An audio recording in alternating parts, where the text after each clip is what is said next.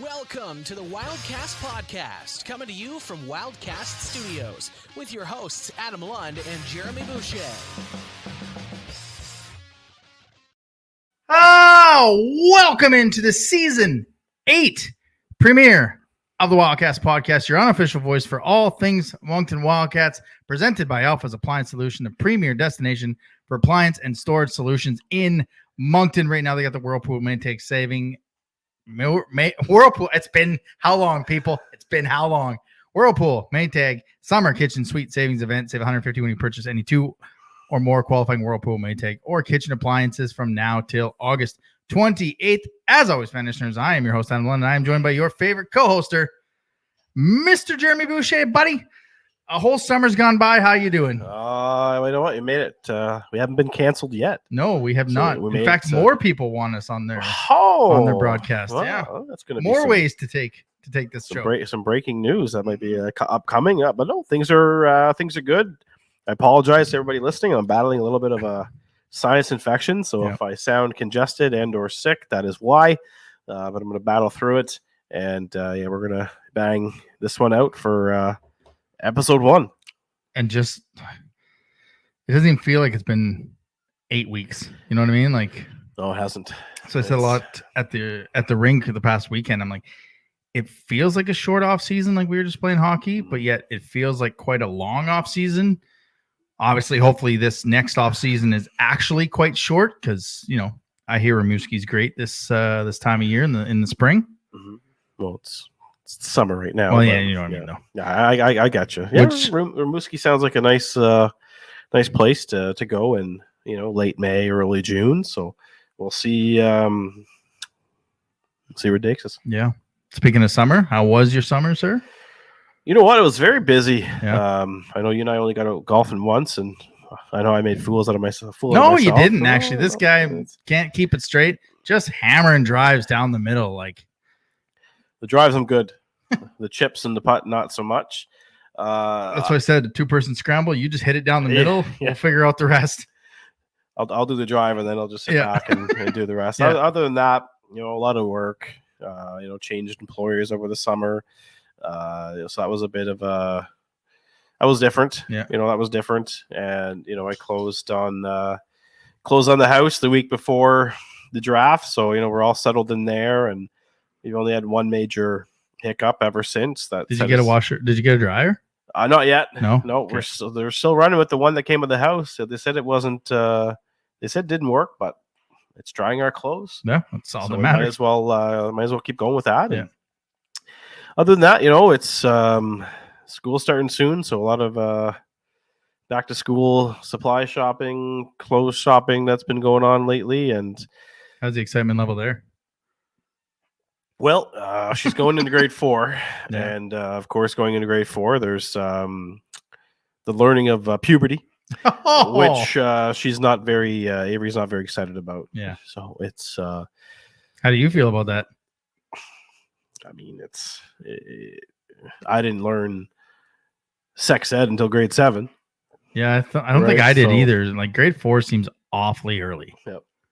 I remember, Sue Johansson, would do some visits to the school, and that was more in depth than any of the sex ed classes I ever attended. So, I think it's going to be interesting. It's going to open up a whole new world of questions that she'll have for us when she gets home from her first day, or first day of puberty class will be interesting, and I'm pretty excited. These are what you dream of as a father, is when your kid starts asking you about the birds and the bees, and you have to find a way of describing it without going into too much detail.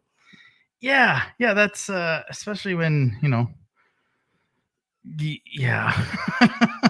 that's, and it's depending on how you talk about it and how the detail goes. And I think we had completely opposite summers. Like, you had a busy summer in Ontario, which we are sad. I did point out that you forgot to wear the outfit that everybody wanted you to wear. True. Yeah, but in our defense, if it would have been Monday, maybe, but we are recording this on Sunday because you're going to take on a team of 9-year-olds in the parents' soccer game. That's right. Yeah. So big game.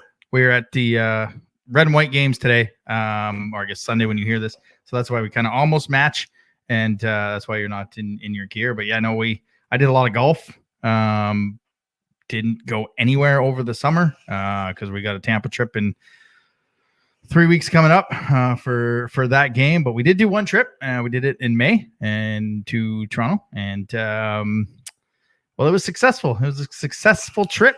So just to let everyone know, breaking news on the podcast, you're hearing it here first. Layla is pregnant. So we have a little one on the way. First time I've ever told a lot of people all at once. A few family and friends know. But yeah, no, it's been a long 4-year journey that you guys have all been a part of. Mm-hmm. So she said, you know what? You can let them know because they've been a part of this journey with you. And yeah, so he's due or she's due February 7th, the day after my birthday. Ooh. So yeah, here's hoping, no offense, I don't want to share my birthday. Why not? But I would share my birthday. Yeah, I mean, I will, obviously, if it comes down to it. But I did tell her that the Wildcats are on the road the last week of January. Like, they only have that one game, and it's on the road in Cape Breton. So if she could do something in there, that'd be really cool, because they do have 2 games, February 1st and February 6th. So Wildcats finally play on my birthday, and I don't think I'll be able to go to it for obvious reasons. But yeah, that's been our summer. We didn't go anywhere. We went somewhere in May and kind of kept it on the down low, and that's why we didn't go anywhere, because we had a May trip and a September trip. Yeah. And yeah, that's awesome. Yeah, it's scary and awesome all at the same time. No, for sure. But I don't really know how to transition, so we're just going to transition to the Amazing Race. I assume you're updated. Everything's up to date. Everything is up to date. Both our teams are in it. Mm-hmm. I had the friends, Michael Kraus and Tyson Gillies, best friends, baseball players from Vancouver, British Columbia. Mm-hmm. And who did you have again? You didn't have the twins, right? Did I have the Newfie boys? Yeah, you did. Yeah. The Newfie boys, yeah. Colin and Matt. That's right. From Mount Pearl, Newfoundland. Yeah. You've asked me when we're going to apply to be on that show. Layla's asked me when we're going to apply to be on that show. This year, more than ever, with Kevin and Gerline, I now know that I can never be on that show, ever. The amount of strategic gaming and the backfighting and the talking behind, but like, can't remember what episode it was, but they showed up in the airport after like lying basically to their faces. Oh yes. Oh, I'd lose it. Or when they were getting double U-turned and they're just like, yeah, we pick. Oh, I'd lose it. I couldn't deal with that. So I have let Layla know that you and her can compete as the podcast duo for that show. If that helps. It's gonna be tough. I was actually going to suggest that you and I apply to be on the show, but going back and thinking about it, I would be that person on the show that all the radio stations the next morning would talk about. Did you see how he freaked out? Did you see what he did? Look at this guy. He can't deal with nothing. That would be me.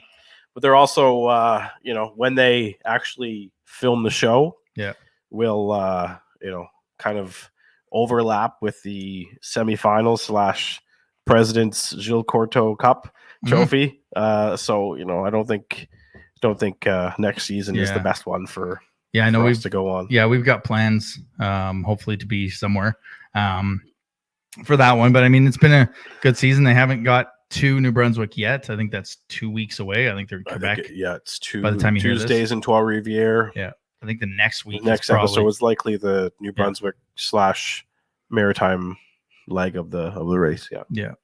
I think I just want to do the wrestling. That's the one event that I would want to from the season that I would want to do.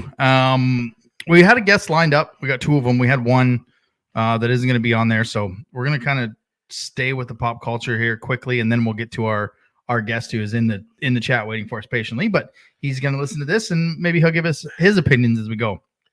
So on Twitter, I found what is the best comedy movie of the 21st century bracket.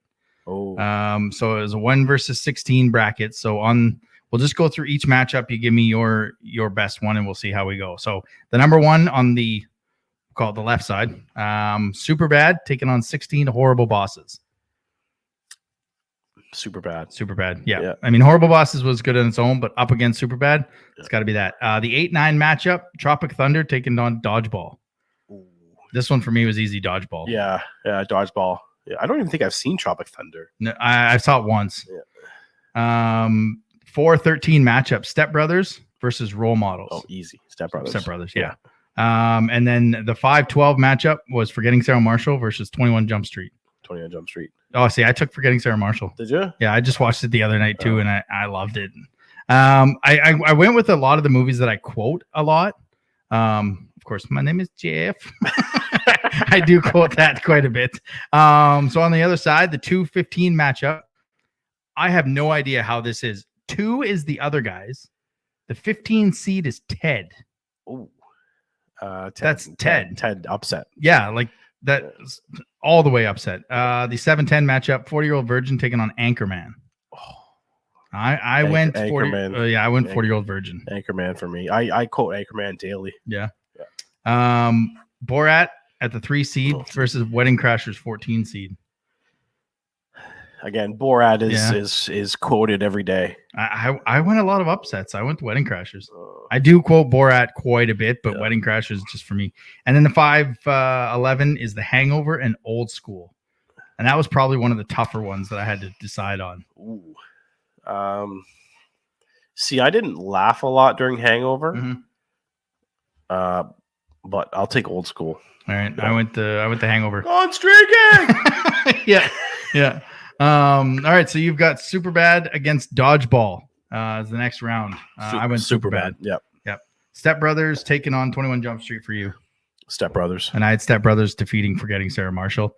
Ted taking on Anchorman for you. So I had Ted taking on 40-year-old virgin. I took Ted. Ted against Anchorman. Yeah. Oh man. I feel like I'm gonna have to put this bracket up for people to kind of comment on. It's so tough. But I'll take Anchorman. So you had Old School, right? Yes. So you had Old School versus Borat. And I had Wedding Crashers versus The Hangover. I took The Hangover. Super Bad versus Step Brothers. Ooh, Step Brothers to the final. Yep. And I had Hangover versus Ted. And I had Ted to the finals over The Hangover. And you had Borat versus Ted, I think. Borat versus Ted? Because you had Ted over the Anchorman, right? You think I remember this since I just asked you. Did I? I'm not sure. Did it? I think I took Anchorman. Okay, then you got Anchorman versus The Hangover. Anchorman. Yeah. So you've got Anchorman versus Superbad in your final. Step Brothers, you mean? Step Brothers, sorry, yeah. Step Anchorman Brothers. against Step Brothers? Yeah. Because I had Ted versus Step Brothers. I still watch Step Brothers at least once a month. Yeah.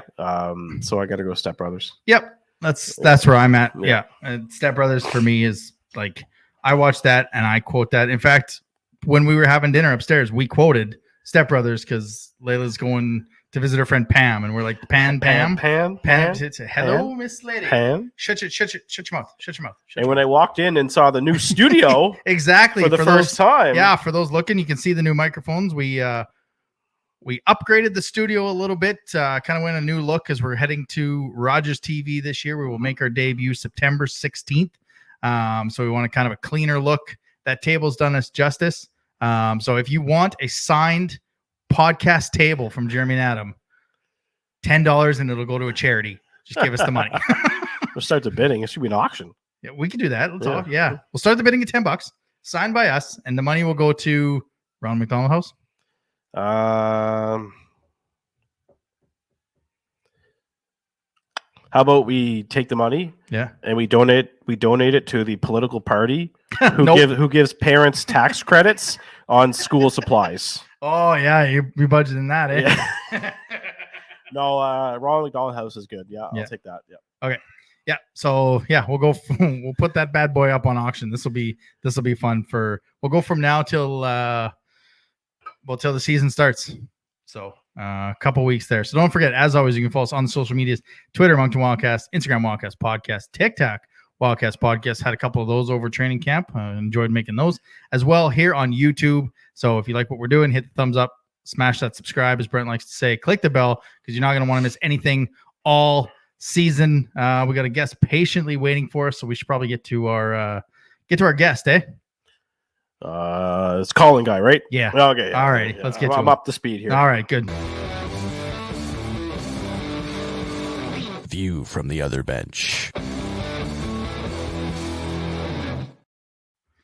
All right. Well, we begin the Maritime Division preseason primer, and we begin back-to-back division champs, the Halifax Mooseheads, as they went 42-18-7-1 for 92 points, upset by Bathurst in round one. So to get you set for their season, we are pleased to be joined again by Colin Landry of the Moose Fans page. There we go. Colin, welcome in. How you doing? Not too bad. It's the middle of August, and we're watching hockey. How about you? I'm ecstatic to be back in the cold 4 pad watching some camp. Yeah, no, it's the silly CJEP rules that we got to start a couple weeks earlier than a lot of other ones. But I guess just as I said off the top there, I kind of went over your guys' record, upset by Bathurst. You are the back-to-back division champs. But before we look ahead, we'll look back to last year. Obviously, just what went wrong in the playoffs? Was it just too many? Was it too many distractions, or was it just a Bathurst team that just was hitting their stride at the right time? I think it was a lot of in-house issues. I think egos. Sorry, my beard got in my mouth. I think egos got in the way.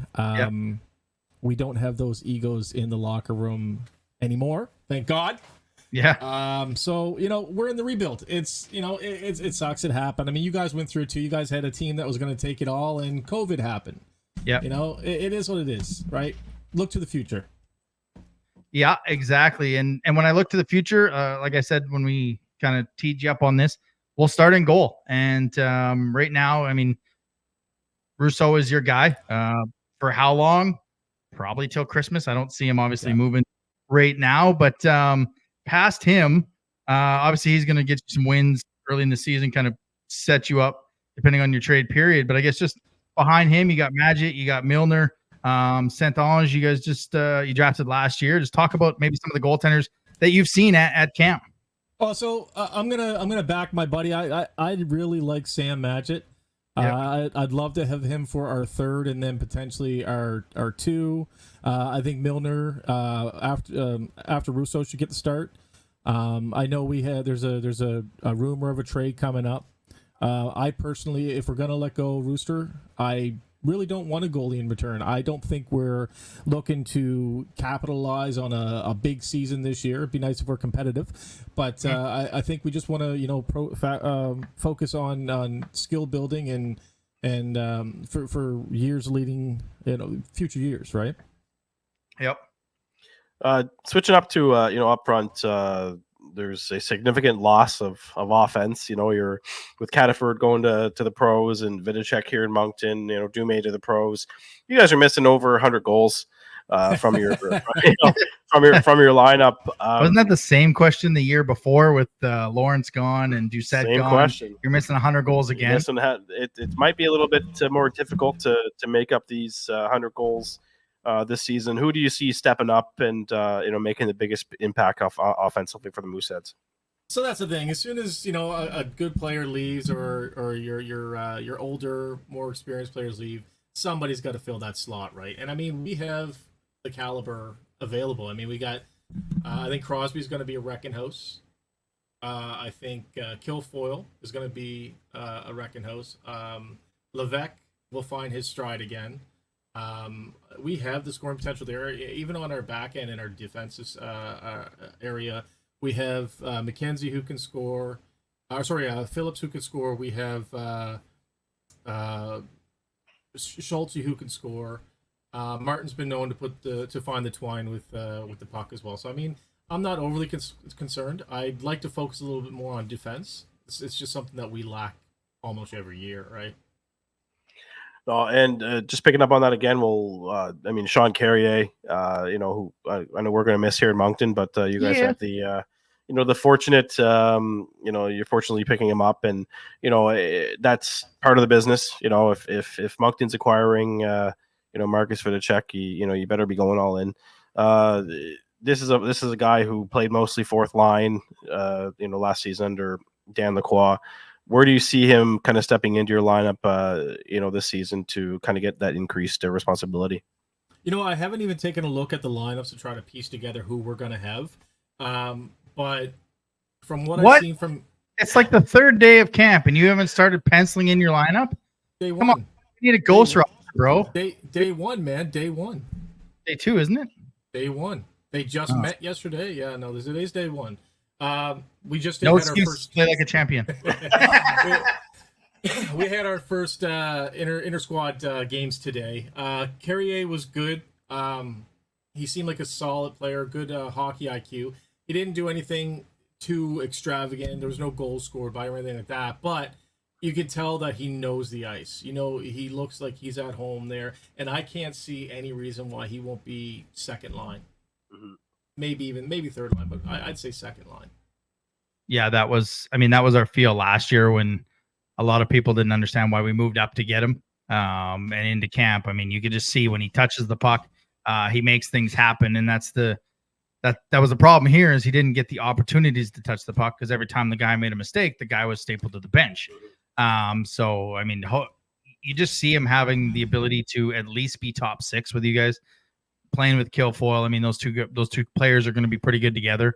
And I'm basing that off watching Kilfoyle at the U18 with Denway and Team Canada. It seems like a team, a player, and those two people kind of see the ice well. So that could be a dynamic duo for you. I guess we can't have you on here without talking about the two players that Moncton acquired. And we saw them 7 times, which is not nearly as many times as you saw them. Look, it was a weakness of what Moncton needed. Was big, strong defensemen, hard to play in front of the net. And I mentioned it to you and to Jeremy and basically anyone that would listen. Every time we played Moncton, it was way too easy for you guys to get in front of the net, and it was way too difficult for us to get in front of the net. So in Dylan McKinnon and Marcus Vidicek, just what two players is Moncton getting? Because you've seen them for 2.5 years. Just kind of give our fans a little bit of what they're getting. I'm going to let you know, I don't think you've ever had an offensive player like Vidicek. He's a two-way offenseman. He is a hell of a PK killer. He's speed. He doesn't mind getting knocked around, and I mean 90 points, right? Yeah. Like he whatever you had to pay for him is worth it because this is your all-in year, and I think with him, hopefully on your first line, is really going to take you guys to the finals. He's 5 goals short of 50. Yeah. So I think we can maybe find those 5 goals for him this year to get the 50 plateau. Touching on your 20-year-old situation, there's only 3 in camp. No, wait. We got to talk about McKinnon. I was just my bad. That's right. I saved him. I saved him for the last because I talked to him today. And, we talk about these boys on the ice a lot and what they can do for us and how many points they can put up for us. But just remember, these kids, they're just incredible people. Off the ice, Dylan McKinnon is probably one of the most fan-friendly players we've ever had. He will sit for hours after the game if you'll let him to talk to you about hockey, and he does for his community. He's a hell of a kid.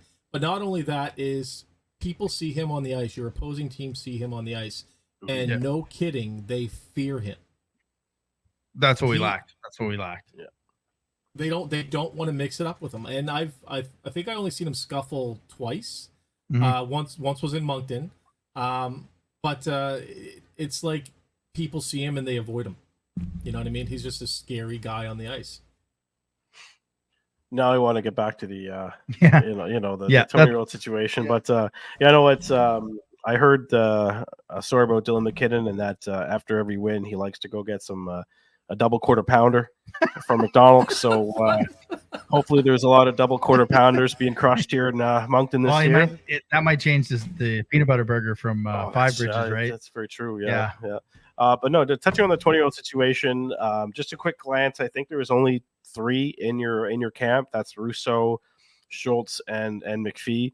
Everyone knows the impact that that Russo and Schultz will have on the team. But people will make the argument that Braden McPhee is easily upgradable. Is he just too heart and soul to drop? So the thing with McPhee is he's okay. Just because you're a forward doesn't mean your only job is to score goals. Yeah. Just because you're a defenseman, your only job isn't to hit people. And what Braden does better than almost anybody I've ever seen on the ice is he plays the mental game so well. He draws so many penalties at crucial times in the game.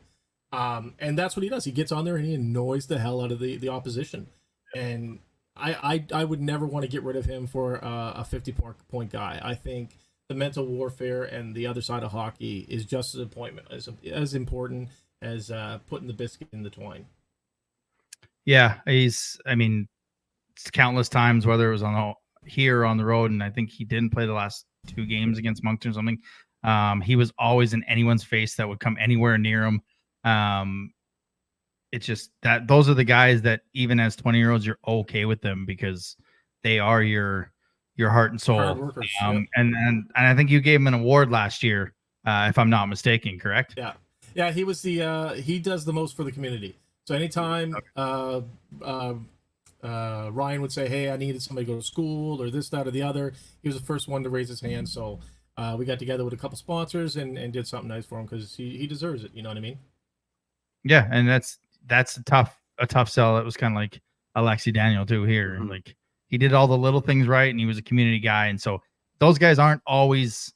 Yes, you can replace their offensive skill, but replacing them in the locker room can sometimes be worse than what scoring a few goals here and there. Like you know what I mean. So I guess just the kind of last one. I mean, coming into this season, you're the pulse of the fans.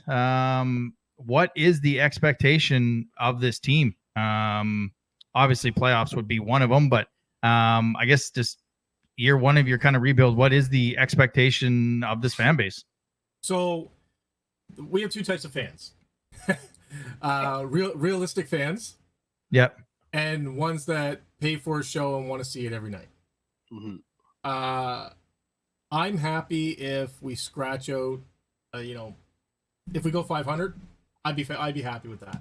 You know what I mean? If we scratch out some wins, I know we're going to scratch out some early because we don't have any NHL draftees. Mm-hmm. So while everybody else's teams are, all the good guys are gone down to camps and such, we don't have to worry about that. So I know we're going to get some at least in the beginning because we'll have Russo and all of our guys.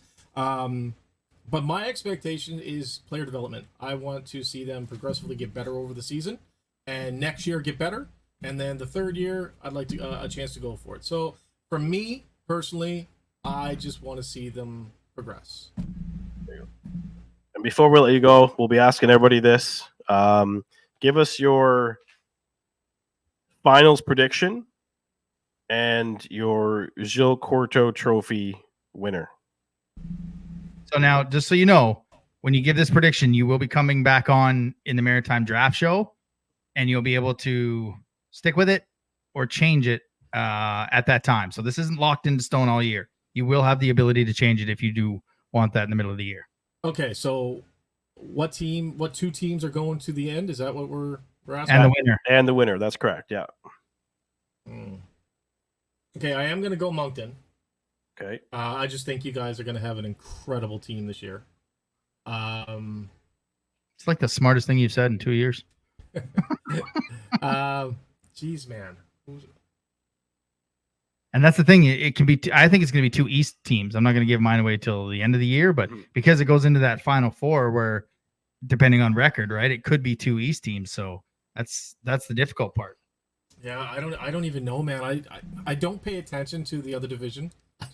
I don't. Like, if you were to ask me which 2 teams would be in the top for the Eastern Division, I'd be able to tell you.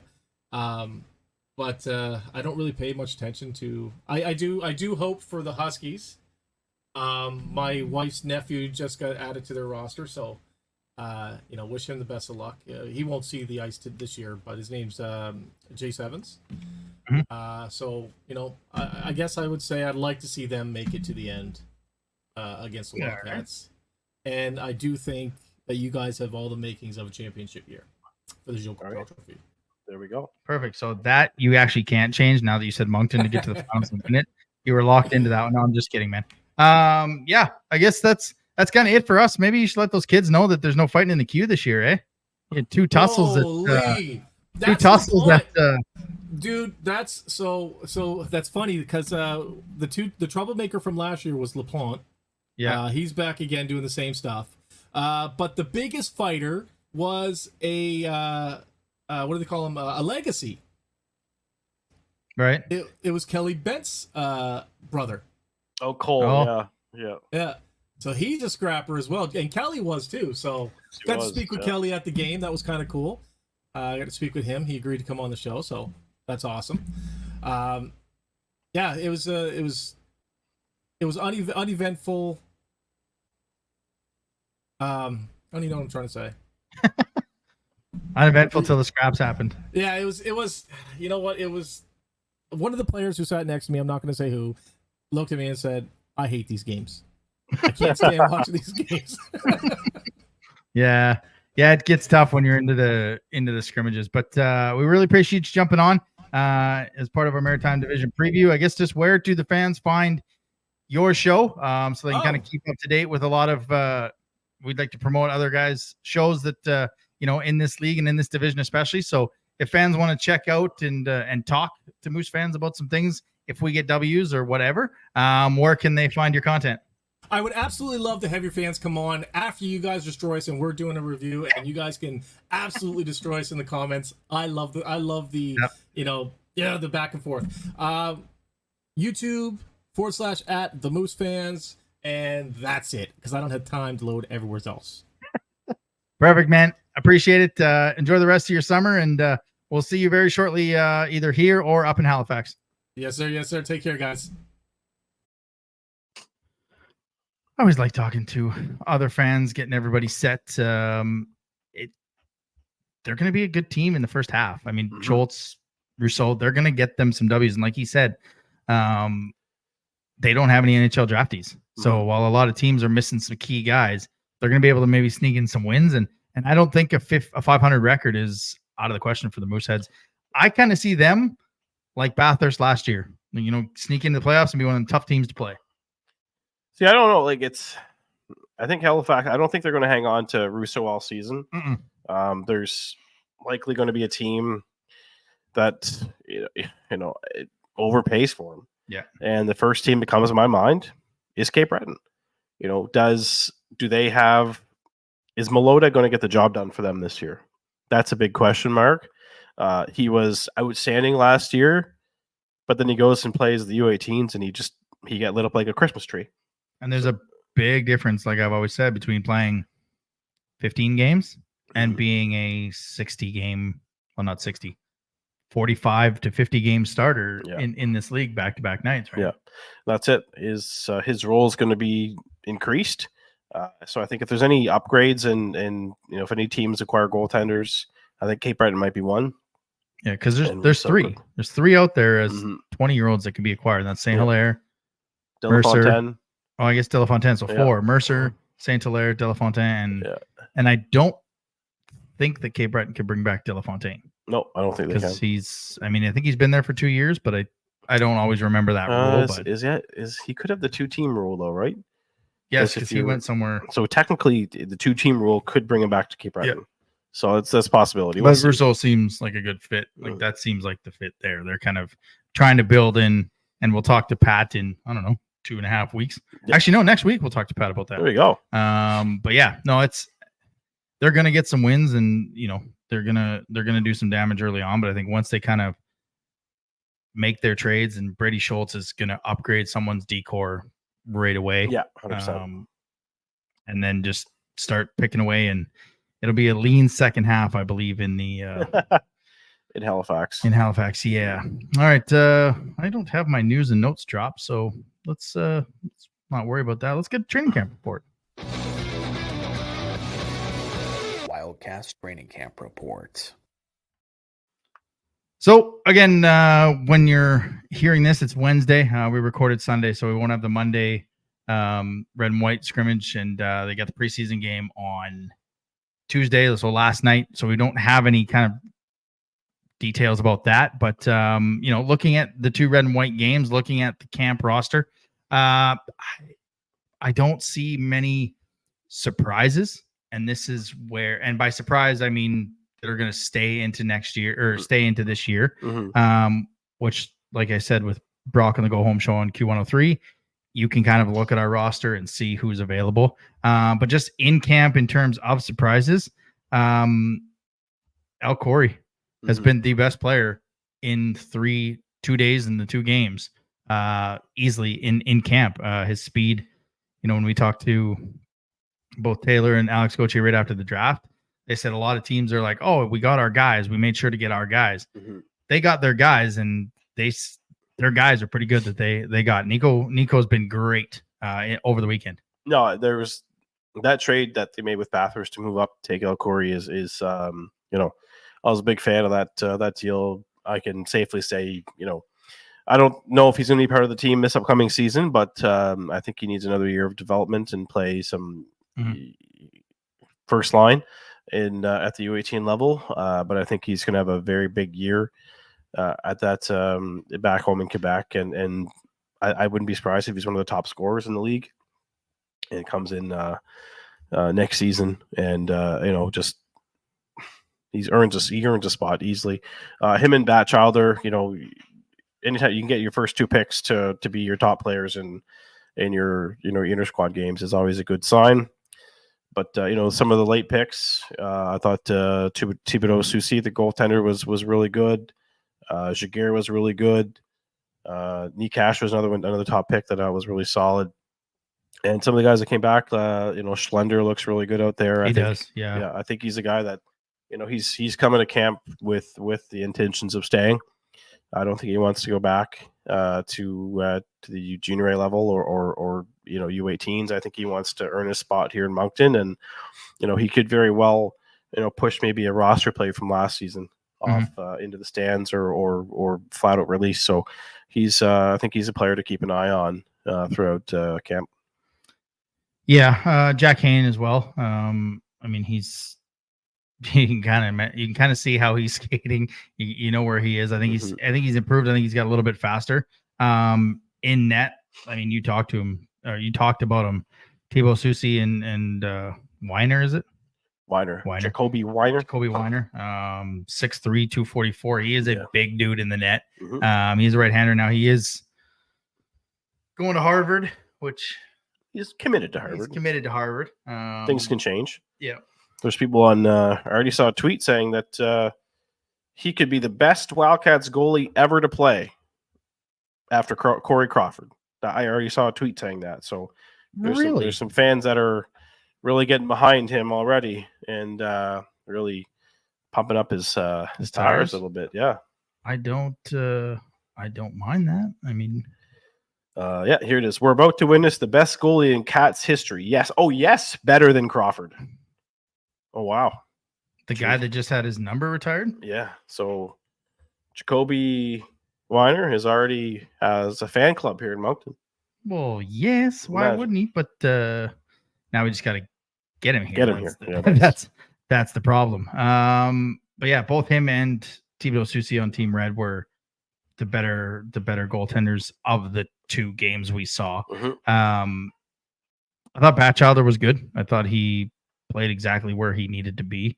It didn't look too fast for him or anything like that. No. One of the guys, he's adjusting really well.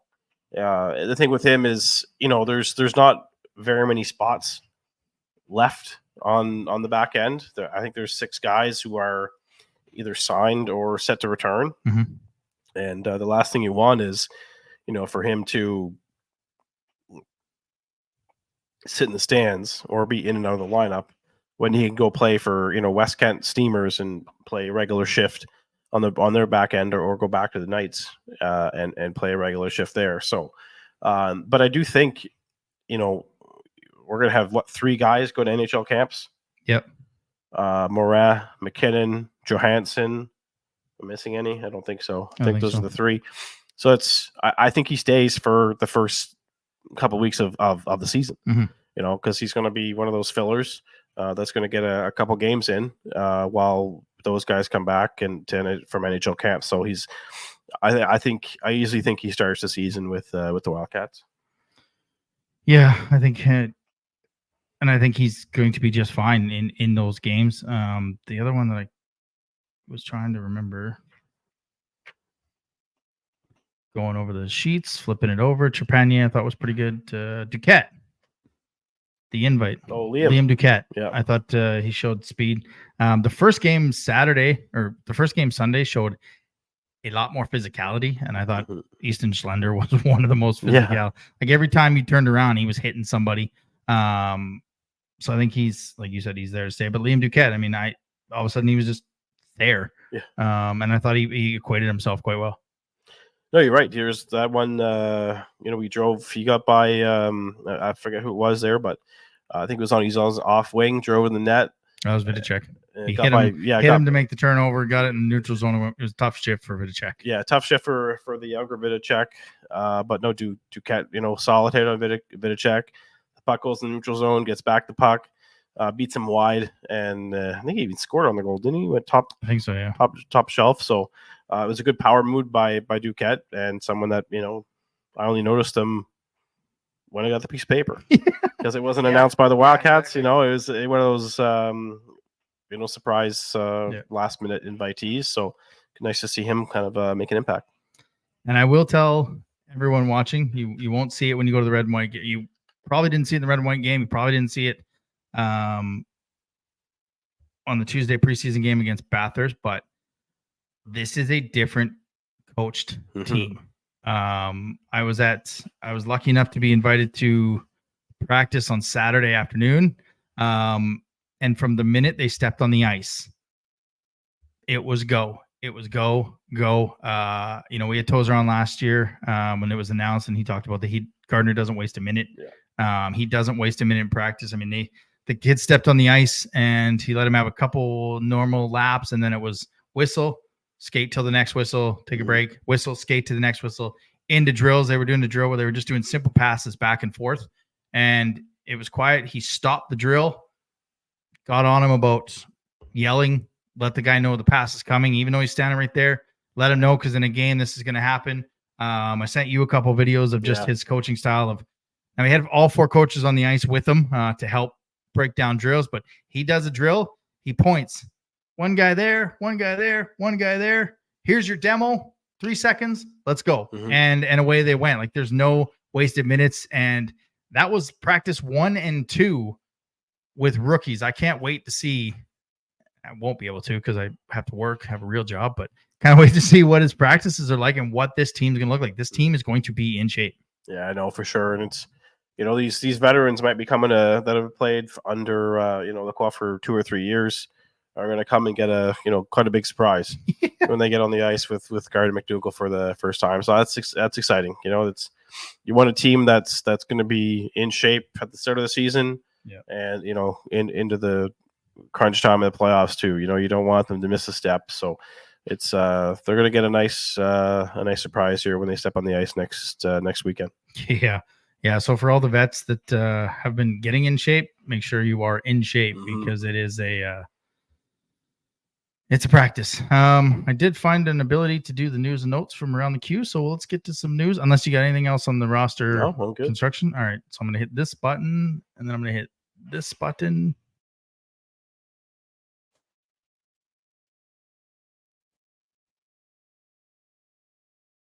And I'll know where to put that in the show. So, I guess we kind of did this backwards, but we're going to get to some news. There's been a bit of news. News notes from around the league presented by Integrity Lawn Care. You're looking to do some summer cleanup. Don't know where to start, or really you just don't want to because it's almost the end of summer and you want to enjoy it. Check them out on Instagram or give them a call, 506-866-8218, or email them at integritylawn@hotmail.com. 5 QMJHL players won the gold at the Helinki Gretzky tournament. Caleb Denway has now won 3 golds in 18 months? Something like that. Yeah. Guy puts on a red and white jersey and turns into a gold medal. U17, U18, now the Helenka Gretzky. I mean, just what a summer, what an 18 months for Caleb. Yeah, that's a wild ride. That's that was U8, that was U17s. It was PEI. Yep. Yeah, Charlottetown Summerside, and then the yearly elimination from the playoffs allowed him to go over to Switzerland. Yearly elimination. The what? The yearly elimination from the playoffs. I meant early. Yeah, early elimination allowed him to go. Yeah. Over to the World U18s and win a gold, being With coached Gardner. with Gardner. Yeah. And then just a couple months later, wins gold at the sold out Rogers Arena, Yeah. Rogers Place. Who knows? In Edmonton. Yeah, that's Huge crowds. they only sold one side of the building. Yes, it did. Like, I know that you want to put these in NHL arenas, but can we just stop? Like, that would have looked fine in a community rink, and I know there's a ton of them. I mean, I know that arena has the major one and has the community one, but man, it looked bad, especially early on in the tournament. Special shout out to Jeff Martin for sending us all the great videos and photos so that we could share it for the fans. Speaking of Team Canada, we had 3 players invited to the summer development camp: McKinnon, Moran, and Kalar. The team isn't being picked from that, but I mean, being on that roster can lead to an invite back to selection camp. I kind of maybe see 2 of those 3 being sent or being invited back to the camp for the World Juniors, which gets going in Ottawa this year. Yeah, you're right. Collard was a bit of a surprise. I think it kind of caught everybody off guard when he got his invite. But good on him. Obviously, he caught the eye of Hockey Canada, which is never a bad thing. Dylan McKinnon and Tim Moran were the other 2. So yeah, it was really nice to see 2 defensemen from the Wildcats on at that Team Canada camp, and hopefully they built a little bit of chemistry while they were there, because that could be a potential pairing here. Yeah, and then we got the news that the top prospects game is going to look a little different this year. You got CHL taking on the NCAA players. It is a 2-part event. Not sure where it is. I heard it was in November too, I think, when they released it, which kind of seems a little like early, but I don't know where it's going to be. I think you probably see 1 in Ontario, 1 in the States, or maybe this year it's 2 in Canada, and then next year it'll be 2 in the United States, but we'll have to see. The Remparts are retiring Jonathan Marchessault's number 18 to the Raptors on September 21st, and the NHL draft. Gabe Smith was the second QMJHLer off the board, and the only Moncton Wildcats. He was drafted to the Utah Hockey Club, which followed up invites reported by Kevin Barrett, Warren and Vidicek going to Boston, Sump going to San Jose, Collard going to the Habs. Obviously, McKinnon and Moran's going to Calgary. McKinnon is going to Nashville. So I think a lot of shock, not so much that Gabe was drafted, but the second QMJHLer off the board. Like, a lot of QMJHL talent. I think who went first? Massey? I believe so. To Anaheim? Yeah. So for him to go to, before the likes of, Justin Poirier, it clearly shows you that Utah was interested in him. If you look at Utah's draft class, very tall. Yeah. Very tall and very big. If you would have asked me prior to the draft which team I think would take Gabe Smith, I would have said Utah, because knowing Arizona's drafting, they always go for the big guys. So I could have easily told you that he was going to go to Utah. I would have been right. Would have won some money. But that's good for Gabe. I think he's going to have a really massive year. Yeah, and again, I think that just if he's able to go to their rookie camp, which they haven't announced yet, so he might still be going there. That's just going to help his development, and that's just going to help him. I mean, he's a player that took strides from year 1 to last year, and if he can take that and be put in the right spot with Gardner, that just helps us, to be honest with you. And he's going there with Tej Ginla, didn't quite slide to the plans. That's okay. That was the one time we went golfing. Poor guy. Right after that, he was done. Yeah. So, a little bit of a backwards show, a little bit of a new format, but we're done. We got through it. Yeah. We're learning the new system, and that's what preseason's about. That's right. It's about learning the new system, and one thing we're going to get is an air conditioner in here because it is hot. Oh, is it ever? It is warm. We could have opened the window, but I didn't want any other different sounds to be picked up on the mic. It is warm in here. So that's why we're getting out of here. But yeah, thanks again this week. Joining us was Colin Landry, the Moose fans, for helping us preview the Moosehead seasons. Next week, we will recap the red and white and basically all 3 preseason games, 2 against Bathurst and 1 against Halifax. And we'll continue our divisional preview of the Cape Breton Eagles with play-by-play voice Pat McNeil. Stay tuned to our YouTube as well. We got a podcast post games after red and white game, preseason game here on Tuesday, not the one in Campbellton, and potentially the one in Halifax. We'll have to see. And then just some news, like we said, we are going to Rogers. We're expanding to Rogers TV. We will be there starting September 16th. We will make our season debut there with our show that starts off the regular season. As well, you can hear us on the Q103 Go Home Show with Brock Gallant every Wednesday, recapping the games, previewing the games. We will be everywhere, and that's for you guys. So, for Jeremy, I'm Adam. See you next week. Thanks for listening to another episode of the Wildcast podcast. Follow us on social media at Moncton Wildcast.